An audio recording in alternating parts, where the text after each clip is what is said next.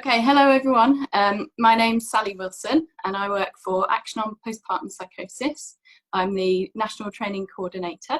So I help coordinate training in perinatal mental health and postpartum psychosis across the UK. And we're here today really just to talk about the signs and symptoms of postpartum psychosis. So we're lucky to have Ian and Jamie here. So Ian, if you'd just like to introduce yourself for us, please. Hi everybody, my name's Ian Jones. I'm a perinatal psychiatrist by training. I'm also professor of psychiatry and director of the National Centre for Mental Health in Cardiff. And my links to APP go way back with this wonderful organisation, and currently I'm a trustee on the APP board. Thank you, Ian. Jamie? My name's Jamie. I'm Sally's partner, husband. And I work at a university as well, but I'm here today as Sally's husband. Thank you. Okay, so we'll just talk a little bit about the charity. So Action on Postpartum Psychosis, for those of you that don't know, support women and families affected by postpartum psychosis. We help to raise awareness and look into research into different topics, for example, causes of postpartum psychosis or recovery outcomes. And then we also obviously train health professionals as well. And then for those of you that don't know, postpartum psychosis is a severe mental illness that can happen after childbirth. And we're just going to go into a little bit more detail about postpartum psychosis, the signs and symptoms. So it's quite important really to recognise the signs and symptoms of postpartum psychosis so that you can get treatment quickly and make a recovery from postpartum psychosis. So I think we'll just start a little bit, I'll talk a little bit about my experience, and just to kind of note that this is my experience and James' experience, and people's experiences can be quite different. So just a brief insight into my experience. So I think I'll talk about the kind of early signs and symptoms first, and Jamie and Ian, feel free to chip in when you want to. So I first started to notice that things weren't quite right, probably still on the labour ward, when I came round from a general anaesthetic after having an emergency C-section. And when I came round from the general anaesthetic, I was quite confused, and I think that was the first kind of sign that things weren't quite right, really. So I couldn't really work out what was going on. I was a bit confused, and I guess some of that was coming round from the general anaesthetic, but that kind of prolonged throughout the day, really. And I don't know if you remember me telling you that I was confused. Yeah, so I didn't notice it myself, but Sally told me and verbalised that she had this state of confusion, and at that point I thought it was just the consequence of being very tired and just having been under a general anaesthetic and had major surgery. Yeah, and I guess that kind of prolonged throughout the day. So the other things in that day really were the kind of strange sense of time. So I'd sort of look at the clock and see 10 minutes had passed, and then 3 hours had passed, and I couldn't quite work out what was going on. Another kind of sign that something wasn't quite right was I felt quite anxious and panicky. So I don't know if you remember me feeling that way at all. Again, you don't see someone necessarily feeling different, but from what you told me at that point, yeah, you were anxious and kept questioning everything that was happening. Yeah. I guess I was telling you a lot of the things that I was feeling at the time. So I guess the other thing that was really noticeable for me was that I couldn't seem to sleep. So that first night, I couldn't really switch off. So the only way I can describe it really was that my brain wouldn't switch off, and there were lots of thoughts and racing thoughts. I think if I did fall asleep, I'd sort of wake up in a bit of a panic and not really know what was going on, and feel confused again. And I guess, so over those couple of days, I would feel quite confused and then not really know what was going on, but then have moments where I did kind of understand what was going on, and I'd remembered what happened to me. And then I guess a couple of days later, I started to behave probably a little bit differently. So I could hear and see things that weren't really there, and I was getting quite kind of paranoid and worried about things. So I don't know if you want to talk about when you first started to notice that things weren't quite right. Yeah, I began to see a sort of change in behaviour, really, in terms of really becoming quite paranoid. You were obsessed with the nurses outside of the room that we were in, and you thought that they were all watching you and commenting on you and talking about you. You mentioned that there was people in a white coat, and you were quite obsessively going to the toilet and questioning things that I was doing, trying to look after our baby, and some of those things I was probably doing wrong, so she's probably right to question me, but the way you did it was just not normal for you. It's just a sort of abnormal behaviour, really. Yeah, and I think some of the things behind that, so for example, I could actually see the nurses and midwives talking about me. So in my reality, that was real. And I was telling you that that's what was going on, but that wasn't happening in real life. So that makes sense. Yeah, so I think the main thing for me was confusion and feeling panicky and not being able to sleep, but just having this sense of just knowing that something wasn't quite right, really. But I couldn't really work out what it was. So yeah, I don't know if, Ian, you've got any comments on that in terms of, are those typical of signs and symptoms of postpartum psychosis? I think you made a really excellent point at the start, Sally, saying that everybody's experiences are different and there isn't just one set of experiences, but a lot of what you describe would be not untypical of postpartum psychosis. First thing to say is that, you know, what you describe happened really quickly after you had the baby. So this was something that came on in that first few days, that first week or so after childbirth. And what we know about PP is that although it can occur, you know, many weeks or even months after having a baby, it's that first week or so after having a baby where the highest risk is that the illness would start. And then a lot of the symptoms that you described, the confusion, the not, you know, sometimes people describe it like being in a dream. You know, I think you said that you lost the sense of time. That, you know, sometimes people say that they feel confused or perplexed. That's very common. And mood symptoms as well. Interestingly, the mood symptom that you said you felt in those initial periods was anxiety. Yeah. Now it could be low mood. It could be, you know, feeling down and depressed, or for PP, often it can be high mood, feeling elated, feeling excited, feeling, you know, can be there. So a lot of those early symptoms, you know, correspond to what many women with PP will experience. Yeah. And I guess also we've had this discussion quite a lot of times, is in those early few days, for me, something definitely wasn't quite right. But it's difficult to see that from the outside, say from a partner or a family member or even health professional, until the behaviour starts to change. So I guess the question is, how are those kind of early signs and symptoms that I've described different to, say, the normal things after childbirth, or some of the physical things that might have been going on, I guess, or were they different, or is it, yeah? I think that is the hugely difficult problem sometimes, isn't it? Because having a baby is such a change, and actually we know that many women have some experience of some mood symptoms in that first few days after having a baby. So what is it that would mean that you would more worry? And I think Jamie put it really well, that he could tell that did you say, Jamie, that you knew that things weren't normal for Sally, that there was something that wasn't quite right?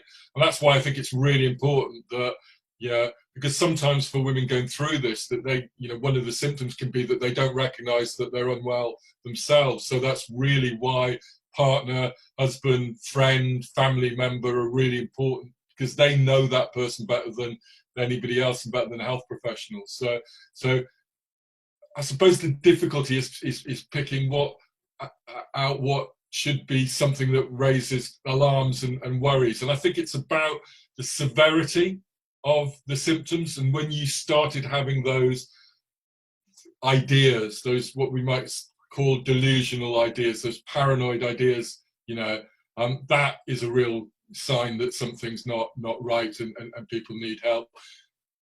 If it's new symptoms starting at this time that persist, that more prolonged than just a day or two, that we know that many women have, that might be something that kind of raises alarm as well. Or if the content of what you were talking about, if it's worrying, if you're talking about you're having ideas of harming yourself or not wanting to go on, or involving the baby, then those kind of could be the red flags that would mean that getting help, getting an assessment would be really important.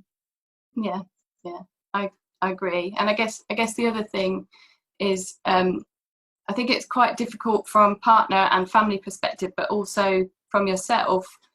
I would go through periods of feeling quite confused, and then feeling like things are a bit clearer, and then things feeling very confused again. So do you want to say something about the kind of rapidly changing? Yeah, I think that's something else that's quite characteristic, that's quite common about PP, about postpartum psychosis, is that for psychotic illness that happens at other times, often there's a very slow, long period where the illness can develop over many weeks or many months. But what we know, the couple of things that we know about PP, is it can happen really quickly, that women can go from having no symptoms at all to being really ill, not just in weeks or months, but in days or even hours. Can go from being well in the morning to be as ill as we see anybody in mental health in over a day. And the other thing that we know about this illness is it can change very rapidly. That if you read some of the accounts of PP that were written 150 years or so ago, when people began to describe this illness, they used the term, which is very descriptive, I think, that it can have a kaleidoscopic presentation. So you remember looking through a kaleidoscope when you're a kid, the pattern was continuously changing. And that's a really important point about this illness. And that's really why getting a friend, a partner, a family member to describe to the healthcare professional making the assessment how the woman has been, because as I think what you're saying, Sally, is that that you had moments of feeling, moments that were quite lucid, where you were much better. And obviously, if you kind of assessed at that point, it's really important that the people, the healthcare professionals, know about how you've been before that. So I think those are that the quickness of it and the fact that it changes very rapidly are really important to take into account. Yeah. Do you want to say anything about any other things that you noticed about my behaviour? I think there's a bit of, as well as, I think you're right, Ian, that as the partner or the family member or friend, you're in a very good position to be able to identify those changes in behaviour. There's a bit of an issue which is quite challenging, is that it's sometimes quite difficult to admit to yourself or to your partner or to a healthcare professional that those changes are actually occurring, because for Sally, she had no previous history of any mental illness. It wasn't something that we were expecting to happen. She wasn't particularly at risk. So to suddenly be presented with that strange behaviour, it's quite difficult to actually accept that it might be a mental illness. So before we got to the point where Sally was actually referred to the mental health team, Sally went for a whole series of assessments and examinations by various doctors looking for medical or physiological reasons for the illness. And perhaps there was a sort of reluctance from both of us to accept that maybe there was something else going on, and perhaps that's because of the lack of knowledge of of postpartum psychosis or because of the stigmas associated with mental health or whatever it might be. I don't know. For me, it was probably just so scary. It was something I didn't understand. So I didn't necessarily want to have to face up to that as being the actual issue. And the thought of how, when someone you've spent a lot of time with suddenly changes their behaviour, and you know it's something that's happening in their brain, but you also know that it's very difficult potentially to manage, then that was quite scary, and I didn't really want to admit that. So I'd say that's one caveat of asking the partner or friend to take on that role. I think you make a really good point there, and it is an issue of stigma, isn't it? Because this is something that's often not talked about very much. And I think Action on Postpartum Psychosis, APP, have done a fantastic job in recent years of making this a condition that's more widely known. And it's really important that it's known about not just by healthcare professionals that may see women that are ill, because it's relatively uncommon compared to some of the other conditions that can occur, mental health conditions around childbirth, but it needs to be known about so that those healthcare professionals are aware of it, but also amongst women and their partners. So and the situation you described there, Jamie, is the situation for about half the women that develop an episode of PP, that it isn't an episode that comes with a long history of other illnesses. We know that women with bipolar disorder, for example, are at higher risk, and but for about 50%, it's the first time that they may have had any psychiatric illness at all. So knowing about it is really important. The other thing it's really important for people to know is that it's a severe condition. Women can get ill very quickly and become very ill, but it's an illness that really responds very well to treatment, and women do fantastically well and get better. So those messages are really important for APP to get out, I think. Yeah, definitely. And I think that's why it's so important, I think, why we're doing this work around signs and symptoms, to help people recognise those symptoms and then get the right treatment quickly to make those recoveries, really.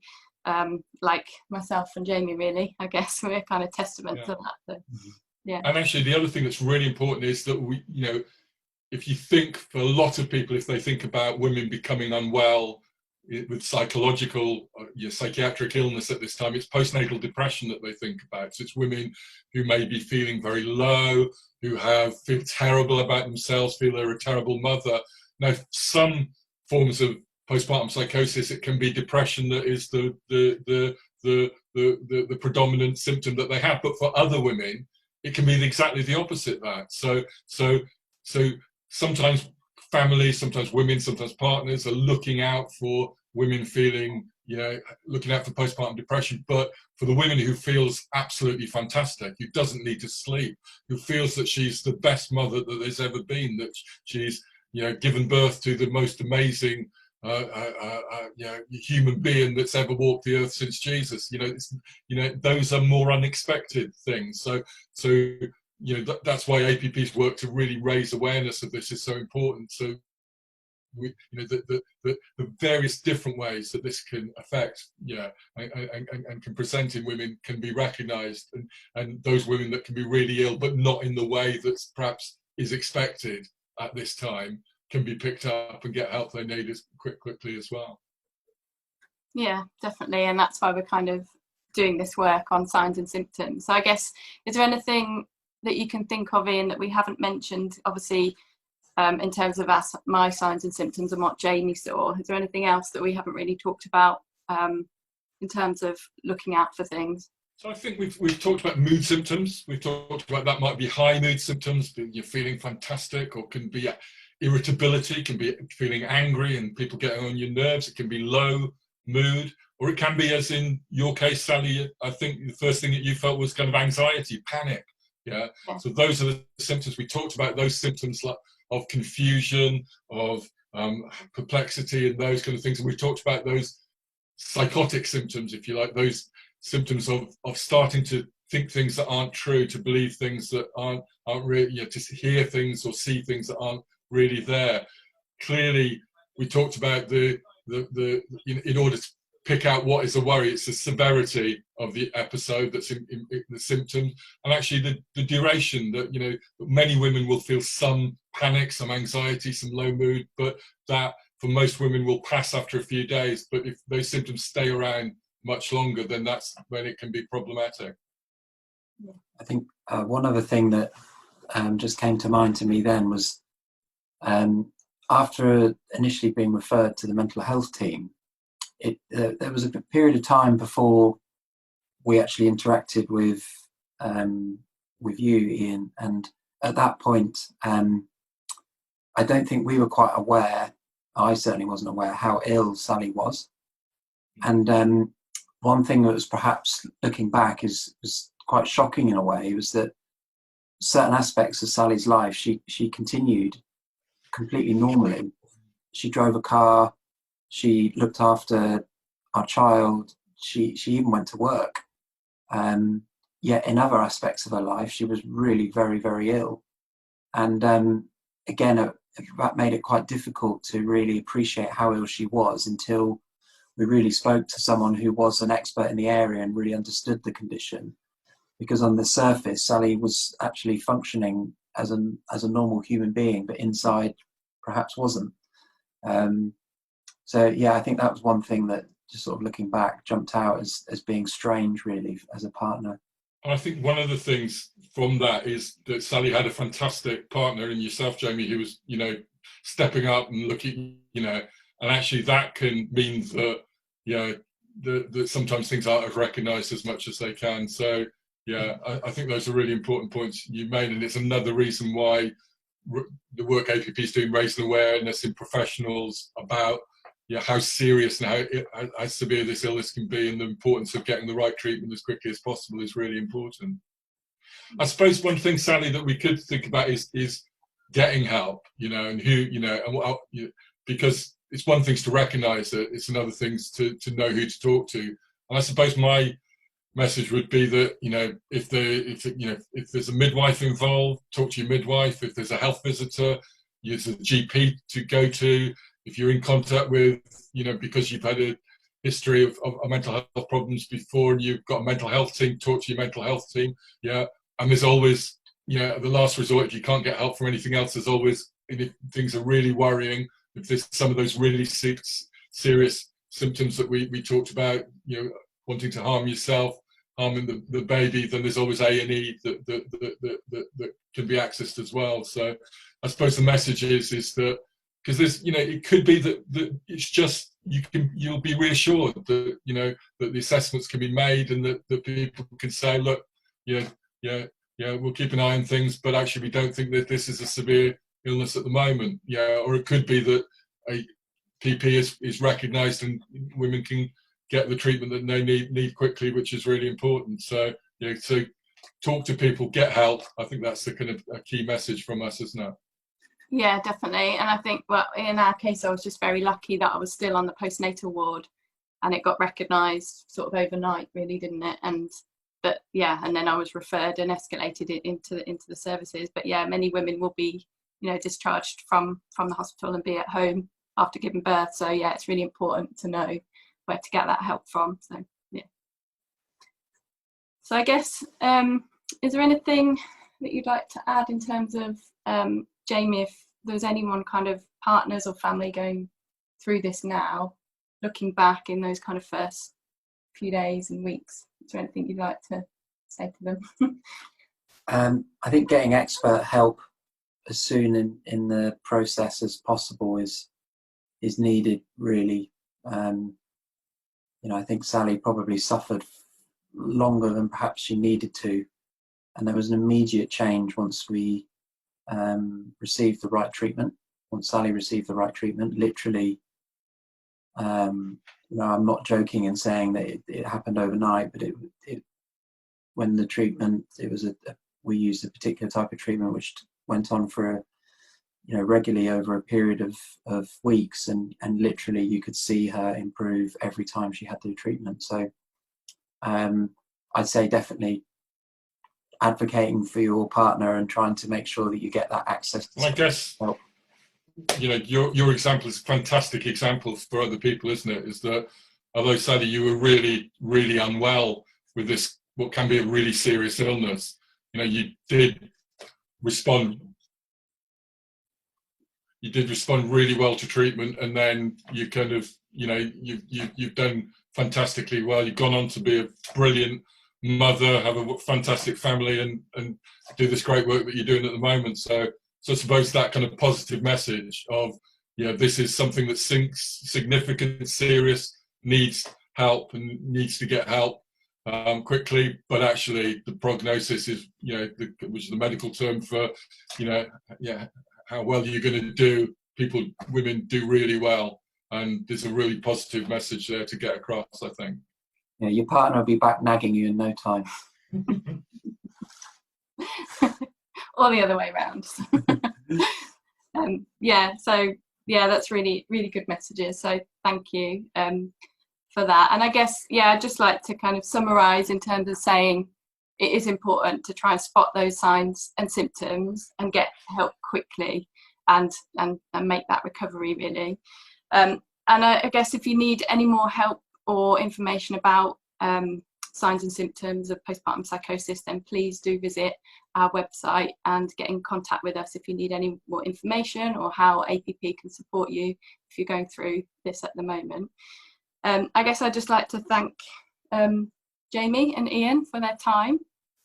Is there anything? Hello, and just want to thank you guys for sharing your story. It's fantastic that you're happy to do that, and I think it will be really helpful to other women, other couples, that, you know, to hear the kind of that positive message.